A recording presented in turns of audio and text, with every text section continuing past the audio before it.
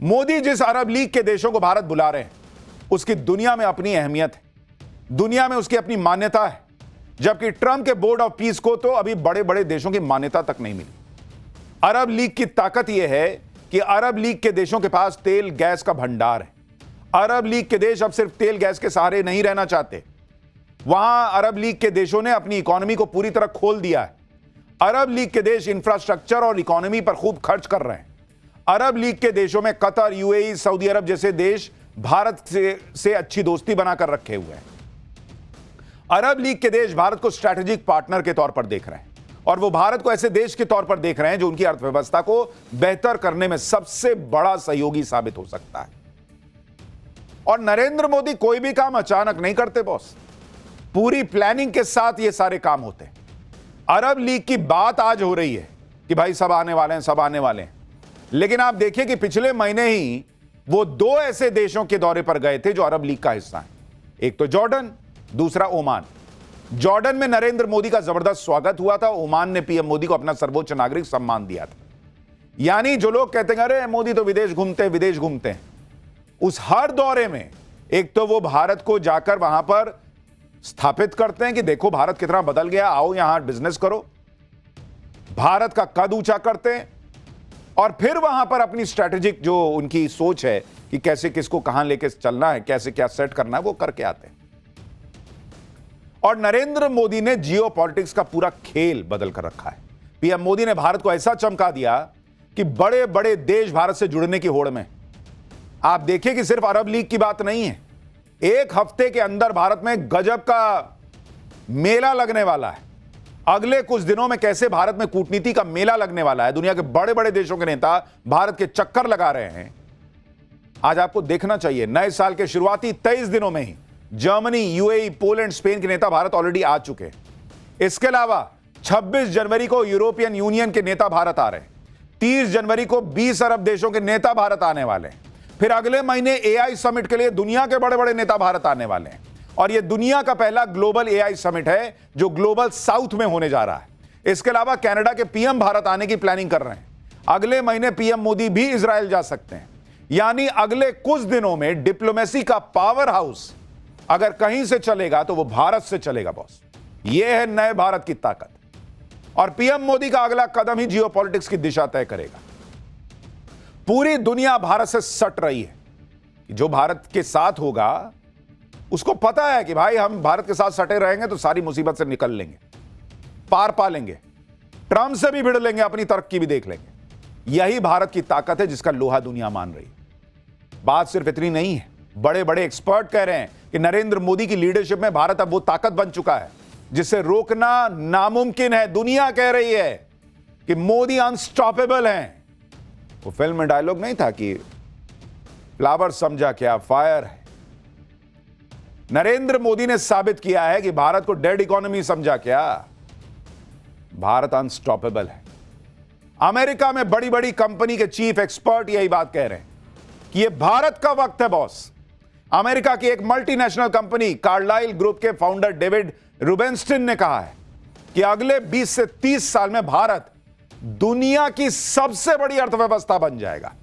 भारत अभी दुनिया की सबसे तेजी से बढ़ती अर्थव्यवस्था है और जल्दी ही भारत जर्मनी को पीछे छोड़कर तीसरी सबसे बड़ी अर्थव्यवस्था बन जाएगा।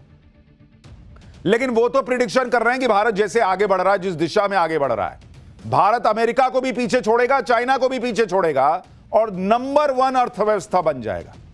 आप सोचिए, ये अमेरिका के लोग कह रहे हैं।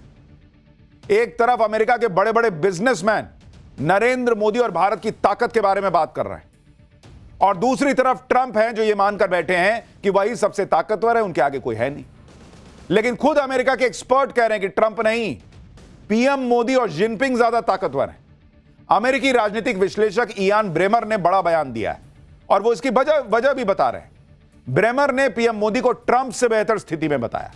ब्रेमर ने कहा कि नरेंद्र मोदी का लंबा कार्यकाल उन्हें ट्रंप या कई अन्य यूरोपीय नेताओं के मुकाबले ज्यादा आक्रामक तरीके से सुधारों को आगे बढ़ाने का मौका देता है। अमेरिकी एक्सपर्ट ने कहा कि एक नेता के तौर पर लंबे समय तक बने रहने से मोदी कई यूरोपीय नेताओं की तुलना में ज्यादा असरदार तरीके से जवाब दे पाते हैं और हमने पिछले कुछ समय में यह देखा है। ब्रेमर ने कहा कि ट्रंप का कार्यकाल स्वाभाविक रूप से सीमित है, और उनके बाद आने वाला राष्ट्रपति उनके कई कामों को खत्म कर सकता है। इसी तरह ब्रेमर ने चीन का जिक्र करते हुए कहा कि चीन के राष्ट्रपति को ट्रंप से बेहतर स्थिति में बताया। ब्रेमर ने कहा कि शी जिनपिंग के पास मिड टर्म चुनाव नहीं होते, उनके पास स्वतंत्र न्यायपालिका नहीं है। ट्रंप 3 साल बाद वहां नहीं होंगे, शी जिनपिंग होंगे, इसलिए शी जिनपिंग कई मामलों में नेता के तौर पर बेहतर स्थिति में। और अगर दोनों को आप देखिएगा, नरेंद्र मोदी और शी जिनपिंग, नरेंद्र मोदी को हर 5 साल में रिपोर्ट कार्ड सामने रखकर पब्लिक से मैंडेट जुटाना पड़ता है कि भाई हां ठीक है आप ही लीड कीजिए। जिनपिंग को वो नहीं करना पड़ता। तो बेहतर स्थिति में अपनी जो भारत की ताकत बन रही है, उसमें नरेंद्र मोदी जिस तरीके से लेकर चल रहे हैं उसको सबसे ऊपर देखा जा रहा है। दुनिया के एक्सपर्ट मान रहे हैं कि उथल पुथल भरी दुनिया में नरेंद्र मोदी ही ऐसे नेता हैं जो लगातार चुनकर आ रहे हैं, लंबे समय से प्रधानमंत्री हैं और यह बात उनके पक्ष में जा रही है। क्या इंटरनेशनल बिजनेसमैन, क्या इंटरनेशनल एक्सपर्ट, क्या इंटरनेशनल मीडिया इस वक्त सभी पीएम मोदी और भारत की तारीफ में बिछ गए। इंटरनेशनल मैगजीन द इकोनॉमिस्ट ने फिर पीएम मोदी की तारीफ कर दी है। द इकोनॉमिस्ट ने कहा है कि मोदी की कार्यशैली की एक अनोखी बात यह है कि रुकावटें भारत के प्रधानमंत्री को बेहतर शासन करने में सक्षम बना देती हैं। आर्टिकल में कहा गया है कि साल 2028 तक भारत की अर्थव्यवस्था जर्मनी को पीछे छोड़ देगी। अमेरिका के टैरिफ के बावजूद पिछले कुछ सालों से मैन्युफैक्चरिंग को जिस तरह से प्रमोट किया जा रहा है उसके नतीजे दिख रहे हैं। एक और आर्टिकल में द इकोनॉमिस्ट ने लिखा कि the ascent of India's economy, यानी भारतीय अर्थव्यवस्था का उत्थान, भारत दुनिया की सबसे तेजी से बढ़ती अर्थव्यवस्था है। इसी तरह एक और ग्लोबल न्यूज एजेंसी ब्लूमबर्ग ने छापा है कि चीन के रैपिड इलेक्ट्रिफिकेशन को चमत्कार माना गया, लेकिन कुछ मायनों में भारत इसमें भी चीन से भी आगे। भारत सस्ती ग्रीन टेक्नोलॉजी का इस्तेमाल कर चीन से भी तेजी से इलेक्ट्रिफिकेशन कर रहा है, अपने लोगों तक बिजली पहुंचा रहा है। दुनिया में भारत की चर्चा हो रही है बॉस। राहुल गांधी एक झटके में बोलते हैं डेड इकोनॉमी। दुनिया कह रही है बॉस कि भारत लीड कर रहा है, नहीं रुक रहा किसी के रोके। इधर इंटरनेशनल मीडिया में पीएम मोदी का डंका बज रहा है, भारत का डंका बज रहा है, उधर ट्रंप की लोकप्रियता भाई साहब एकदम गिरी जा रही है। द इकोनॉमिस्ट के सर्वे के मुताबिक ट्रंप की अप्रूवल रेटिंग लगातार गिर रही है। ट्रंप के सेकंड टर्म को 368 दिन हो गए, उनकी नेट अप्रूवल रेटिंग माइनस में चल रही है बॉस। -19 नेट अप्रूवल रेटिंग है ट्रंप की। वैसे ट्रंप को 37% अप्रूव और 56% लोग डिसअप्रूव कर रहे हैं।